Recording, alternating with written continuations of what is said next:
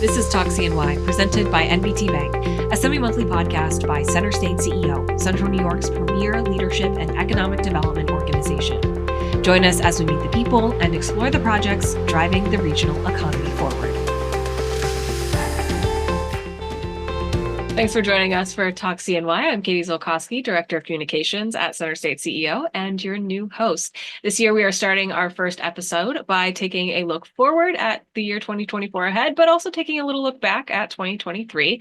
Joining me for this conversation is CenterState CEO's President, Rob Simpson. Rob, thanks for being here. Well, thanks so much for having me. I'm really looking forward to kicking off another season. Yeah, so am I. I'm excited to be here as your host this year.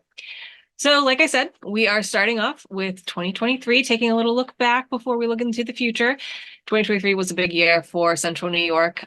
So a lot happened. Can you give me a few of the highlights of 2023 in your eyes? Oh, man. I think 2023 in a lot of ways, I think we think about 2022, October, the Micron announcement as a high watermark for Central New York. But in a lot of ways, I think 2023 surpassed those expectations. What I loved about 2023 was that we used the opportunity to just reinforce the momentum that we're building here in Central New York. It's not just Micron. Obviously, that's the biggest thing that we have going and one of the most important things to happen to our economy in decades, if not ever.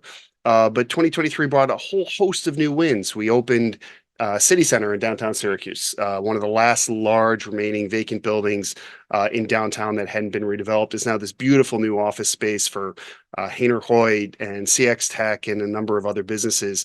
And that was incredibly exciting.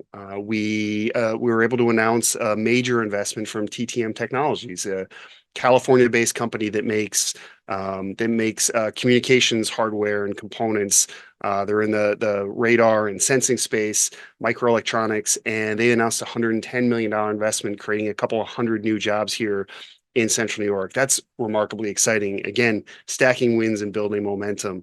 And of course, at the end of the year, we had this remarkable accomplishment. Central New York, along with our partners in Rochester, Buffalo, and Ithaca, designated as a federal tech hub. One of only 30 federal tech hubs designated across the nation. That designation comes with an opportunity now to compete for up to $50 million in federal funding to support initiatives across our thruway corridor.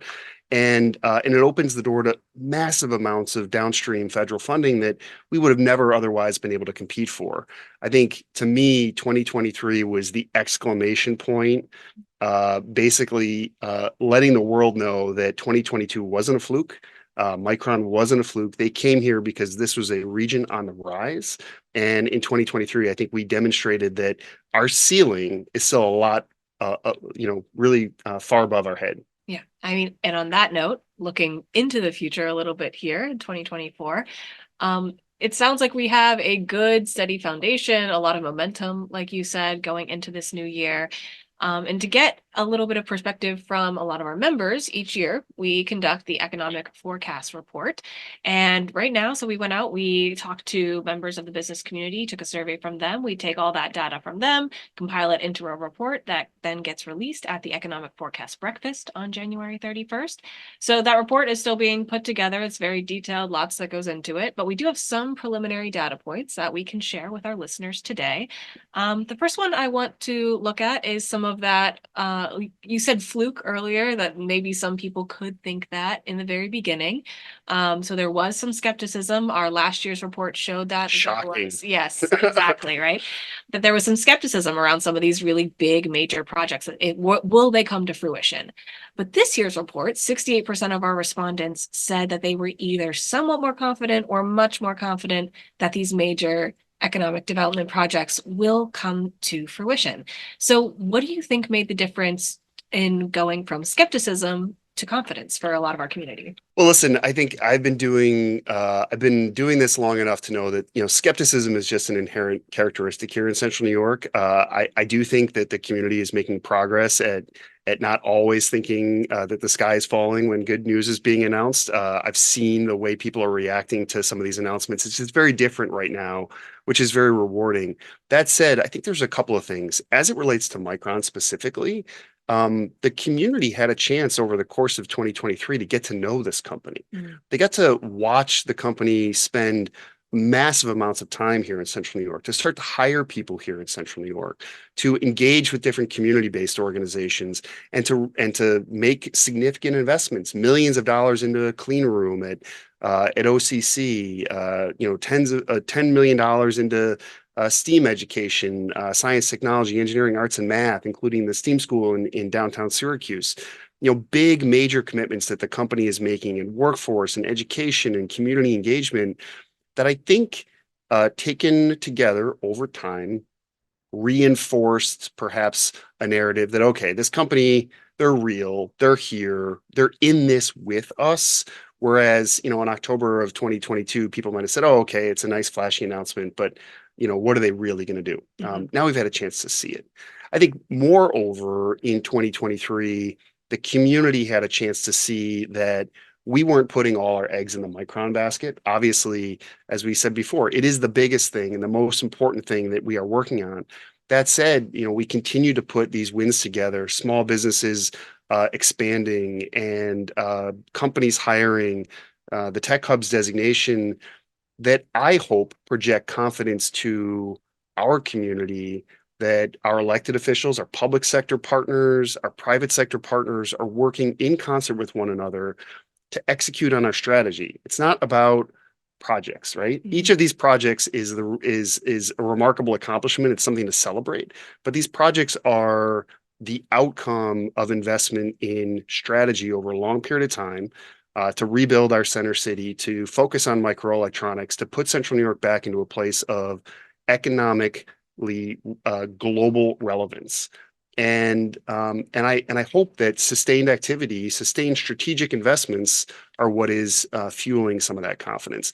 But I think we also can't ignore the fact that it is increasingly likely that our economy is going to thread this almost impossible needle, right? At the beginning of last year in our forecast, I remember the speaker that we had at our forecast breakfast talking about, this really difficult needle that the Fed had to thread in order to bring about a soft landing, right? Where they raise interest rates, but don't push us into a recession.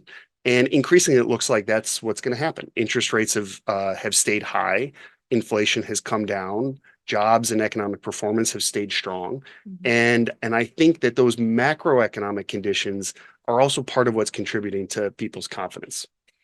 Now, you mentioned just now that a lot of this is people working together. It's not individual projects. Is there a moment of collaboration over the past year that you can think of that made you think this is why people are more confident, this is why this is working, where there were members coming together to make something bigger than just an individual project or building or opening a new storefront? Yeah, I mean, I think in a lot of respects, to me, the collaboration that we had with Ithaca, Buffalo, Rochester around the Tech Hubs designation was maybe one of those eye-opening moments. I think I've spent a lot of my career here in Central New York talking about how we as a community, our Central New York community, our Syracuse community needs to work more closely together. And I'm really proud of the fact that we are. Just the other day, the county executive was inaugurated for his next term, and he talked about how a lot of our success is the result of collaboration, right? We've come a long way within our Central New York market. But what I love and what gives me so much optimism for the future is that we now see that collaborative mindset shifting not just within our region, but across the upstate New York footprint. And if we can successfully collaborate with Rochester and Buffalo, if we can collaborate better with Utica, Rome, if we can partner with Albany and other parts of our state, we are going to be in a much stronger position as an entire upstate New York corridor for the future. And so the fact that we came together for the first time in my career and strategically set out to partner with Buffalo and Rochester on a major federal opportunity, we put a great application together. And not only that, but we won that designation, right? To me, that just reinforces the power of collaboration, right? When you do something hard, you're not sure if it's going to work, and then you get rewarded by getting this important federal designation, I think it makes us all more likely to want to come back to the table and collaborate on something else down the road. And already we are working on a number of exciting collaborations with our partners across the Thruway corridor for 2024 that I'm really excited about. And is that within tech hubs, or is that outside of tech hubs It's as well? It with opens that door, right? It's within tech hubs. It's adjacent to tech hubs. I think there's a lot of discussion right now amongst our Thruway Corridor partners around workforce development and how we can up our game in terms of ensuring that our communities are meeting the moment. Employers right now have thousands of job openings, and we need to help them access the labor pools necessary to fill those jobs. But we also need to ensure that we're creating opportunity and access for historically marginalized populations who've been historically excluded from some of those jobs. And the partnerships and the creativity and the innovation that I'm seeing applied to workforce development or to the accelerator and innovation programs that we see happening in places like the Tech Garden and in Buffalo, Rochester, Albany, I think really the world is our oyster in terms of what more we can do, not just within our central New York footprint, but across the upstate corridor. So going back to one of the other data points that we have from the economic forecast report, to maybe a surprise to no one, housing was a major concern for many members of our business community, and particularly those in the human and social services sector are concerned about vulnerable populations securing housing. We have housing initiatives here at CenterState CEO that we're working through. How do you see those progressing into 2024? Listen, I think we said this immediately after Micron made their announcement at the end of 2022 that in a lot of respects, housing is as important as jobs to our economic future, and I think we've seen that play out over the course of the last year. We have not built enough housing in the last 12 months. We frankly haven't built enough housing in the last 20 years. This is not just a Syracuse and Central New York problem. This is a New York State problem. Frankly, it's a U.S. problem also, but in particular, certainly we're feeling the pain points. People who are living in our community right now are feeling the pain points. We need a lot more housing. We need to be building somewhere on the order of 2,500 units of housing every year. We're building about 350 right now. Now, 2023 was a tough year and maybe not illustrative of what our potential is, because we've seen interest rates move higher than they have at any point in the last 20 years, making it that much more difficult for someone to buy a home, but also, if you think about it, that much more difficult for a developer to take out a loan and finance a multifamily development. So we think that the number of units that could have been built in 2023 was a lot higher than the 300 or so that ultimately got built. And we're confident that as interest rates start to come down, we will start to see more housing built. Right now, we have somewhere on the order of 6,500 to 7,000 units of housing that developers are talking to our team about wanting to build in the central New York footprint. That's a huge number. If we can convert even a fraction of that, we're going to make a big dent in the problem that we have. But this is not a one-time problem. This is a trend that we're going to have to keep pace with every year going forward in this community, lest we run into some of the challenges that folks have had in faster growing communities, places like Boise and Chattanooga and Greensboro and other communities like that, Nashville, that have grown faster than their housing markets have. So what are we doing about it? First, a couple of things. One, we do have a housing task force here at CenterState CEO. We've got 20 or 25 members from across segments of our business community and our employer network and our not-for-profit organizations who are working together on trying to develop some policy opportunities to move the needle on housing. Most importantly, what we want to be able to do as a private sector-based organization is to support the good work that the city's doing. They have undertaken a housing study. They're in the phase 2 right now. The county is working with the same consultant on a countywide housing study. New York State is also working on a housing study for the central New York region as a whole. And all of these are designed to nest together to give us a complete picture of what's happening, what our current housing demand is, where there's going to be need for housing, and what kinds of housing options, everything from affordable to market rate, single family home, multifamily home, we're going to need to build. Mm-hmm. The fundamental challenge that I see with housing is that in New York State, we operate under a home rule system, which means every municipality controls to some extent their land use and their zoning. Right now in Onondaga County, I believe the number is 3% of land in Onondaga County is zoned for multifamily housing development. Not a lot. That is not a lot when you think about it. And the reality is, we need exponentially more housing. In order to do that in a way that doesn't create sprawl, we need to embrace multifamily housing and higher density housing development than we've historically been used to, right? There's this idea that you can go but build a single family home on a lot, and that's the American dream. And for some it is, for many it's not. Demographics are changing, people's tastes are changing. But we simply cannot build enough housing, whether it's in Onondaga County or Oswego or Cayuga or anywhere else, without embracing a higher density footprint of housing development. In order to do that, we need the proper zoning and the proper land use planning to enable for that to happen in areas where there's existing infrastructure, where there's water pipes, sewer pipes, power, access to amenities like grocery stores and healthcare services.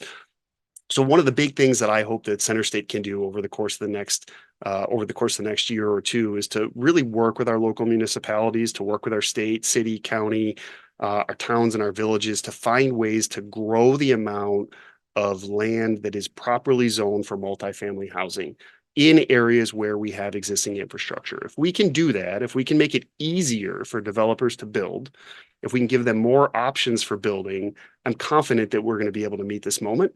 But we've got to make progress on that fundamental thing. We need more land that is properly zoned for multifamily housing in this region, or else we're going to struggle to meet the demand that exists. It's a major investment, housing, and there are a number of major infrastructure investments that this region needs in order to grow sustainably and inclusively. We've talked a little bit about it before on some of your past episodes and on other episodes of the season 1. But what are some of the investments in our business and civic infrastructure that are of top of mind for you right now? And what do we risk if we don't invest in ourselves? Yeah, the list is long, and unfortunately, a long list in public infrastructure ends up with a pretty large price tag, which is something that I think, on one hand, is a little bit scary. On the other hand, I think is reflective of the challenge that we have, all of us now in Central New York, that we have to embrace. We cannot think small, right? We are not a small community. We are a growing community. We are going to be a much larger community in the very near future, not a smaller community. And that's a mindset shift. We need to now believe that those civic investments will pay returns for us and that we can't grow without them. Top of mind for me is our healthcare infrastructure. Many of our hospitals and our healthcare systems are under tremendous strain post-pandemic, and there's a lot of reasons for it, whether it's federal reimbursement rates or some of the challenges associated with COVID. But we need a world-class healthcare infrastructure here in Central New York if we're going to attract the kind of talent that companies like Micron and TTM and these high-tech manufacturers that are growing and investing here expect and demand. These investments are going to be in the billions of dollars, and that scares everyone from our local partners to our state partners to our federal partners who ultimately are going to have to help us foot the bill. But they're necessary.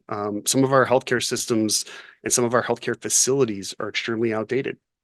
There have been stories in the Syracuse paper over the course of the last year or two about the wait times in our emergency rooms, which are frankly unacceptable. And I think that we are going to need to embrace this idea of investing billions upon billions of dollars in our healthcare infrastructure going forward. And it's everything from physical facilities all the way to building infrastructure that allows our disparate regional healthcare systems to work better together. I will say that in the healthcare space over my time, collaboration has not always been strong in that sector. There's been a lot of competition. I think we have to break that habit. I think we have to get better at improving that muscle memory for collaboration. But it's not just healthcare.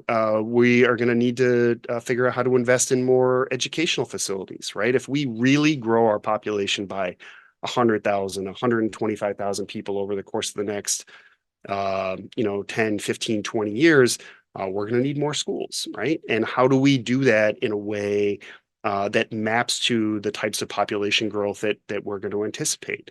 I think that's a really important conversation that is just starting to be had with some of our school superintendents and some of our policymakers in in Albany. Certainly, we're excited to see the new STEAM school coming online. That's going to add capacity for our for students who are interested in science and the arts and technology. But that one investment alone is not going to be sufficient to meet the future need. And so, healthcare, infrastructure, and I'll just tell you, conversation that I was having with my 11-year-old son over the weekend. We need more amenities for kids and families. And I know we're going to see groundbreaking this year on the aquarium at the Inner Harbor, which is a great step in the right direction. But we need more facilities like that. We need more opportunities if we are going to be the growing, dynamic, high-tech market that we are emerging as. We need to show up in that way in every aspect of our life, not just in our economy, but in our culture and society, in our recreational opportunities for people across the board. We're going to take a quick break here. In the meantime, here's a word from our sponsor, NBT Bank. What I'm looking for in a bank is one that's looking out for me, like NBT. I want a relationship and a team that supports me and my dreams, like NBT. And let's face it, life can get challenging. I need a bank that's focused on me. They've been rated tops in all the things that matter, like trust, customer service, and financial advice. So when I need a bank I can trust, it's always NBT and me. Welcome back. You're listening to Talk CNY, presented by NBT Bank. I'm Katie Zilcosky, Director of Communications at CenterState CEO. Joining me today is CenterState CEO President Rob Simpson, and we are talking about what 2024 could hold for the regional economy. So, Rob, last year in this studio for the very first podcast episode, you said something Central New York needs to be better at is telling its story. So do you think we've gotten better at it? And what is the story we need to tell in 2024? I think we're getting better at it. I think being excellent at telling your story really stems from fully understanding who you are and where you're going. And I think, going back to the question you posed earlier, getting our community on the same page about telling our story is hard when there's skepticism and there's not a deeply felt belief that we're moving in this positive direction, this exciting new direction, this dynamic new set of investments that are coming that are going to change our region for the better going forward. As we see that level of confidence rise, I think we can count on other members in our community to be good ambassadors and faithful narrators of the story that we're writing together. I think that frankly, to me, is really exciting because I feel like anyone inside CenterState CEO can stand up and scream from the mountaintop about the great things that are happening, or the county executive or the mayor or any of our other public officials.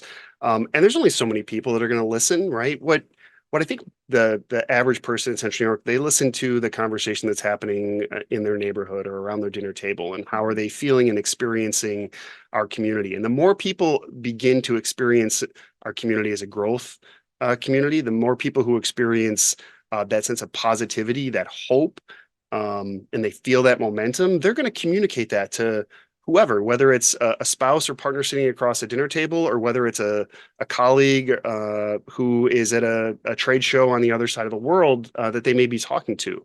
And that's ultimately what we're going to need to get our message out.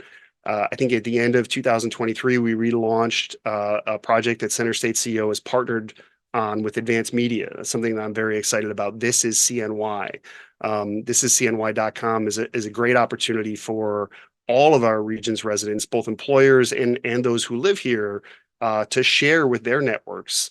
It really helps us tell the story of the jobs and the growth that are happening here, how people can get access to those jobs, what's happening in our housing market, what's happening with projects like the aquarium and our community amenities, telling little stories of people who've chosen to move here or move back here and amplifying those. So do I think we're getting better at telling our stories? Yes. I think we're going to be best at telling our story when more people fully believe the direction that we're going. But I feel progress. I'm very hopeful that that story is going to continue to evolve in a way that that more people feel comfortable sharing. And is there any shift in story between 2023 and 2024? Or are we keeping the same message? I think, frankly, my observation, the growth that we are anticipating is coming sooner, not later. So if anything, I feel a greater sense of urgency to get that message and narrative out. I'm about to get on a plane here in a couple of days, and I'm going out to the West Coast. A number of folks, I know the county executive is going to be out there. Some of our partners from New York State, our colleague Nora Spillane is going to be joining me, and we're going out to a major industry symposium for the semiconductor industry. We went last year. It was a great opportunity to interact with all of the major semiconductor companies and supply chain partners from all over the world. Not only will we learn a lot about the state of the semiconductor industry that can help us be smart about how to support Micron and their investment here in this region, but we're going to use the opportunity to talk to a lot of their supply chain partners about locating here in central New York. This growth that we are now seeing coming, I think it is coming sooner than people want. I think the pace and the scale of development that I anticipate from Micron and from other companies in the microelectronics and semiconductor space, I think is going to happen more quickly. I think some of that has to do with global geopolitical conditions, right? We unfortunately are in a world that is filled with conflict. Conflict creates risk and uncertainty, and that risk and uncertainty leads our U.S. policymakers to say, you know what, we want to make sure that we have a fully functioning, top of the line domestic semiconductor manufacturing industry here in the US. And it's the right move from a national security standpoint. So there, I think, is a lot of federal investment, a lot of federal intention going into accelerating the pace of development because of the uncertainty that's happening in the world around us. So my top line message is I think it is coming faster than people anticipate. That is both exciting and a little terrifying. But we don't really have a choice. We need to step up and figure out how to manage that growth in the best way and translate that growth to positive economic and social outcomes for as many people in our community as we possibly can. It can feel really big. I mean, all of this conversation, it's very, between geopolitical circumstances and macro and microeconomic influences, it all is a lot to take in. So looking ahead to 2024, are there little moments that make you excited coming down the line? Something that, you have on your calendar, or maybe that you just know is in the next few months, that is something that you're looking forward to and are excited about, that is symbolic of the Central New York journey? Yeah, I think the short answer is yes. I think there are a lot of them. One that is very near and dear to my heart. We anticipate that in 2024, we're going to complete construction on a fully renovated tech garden.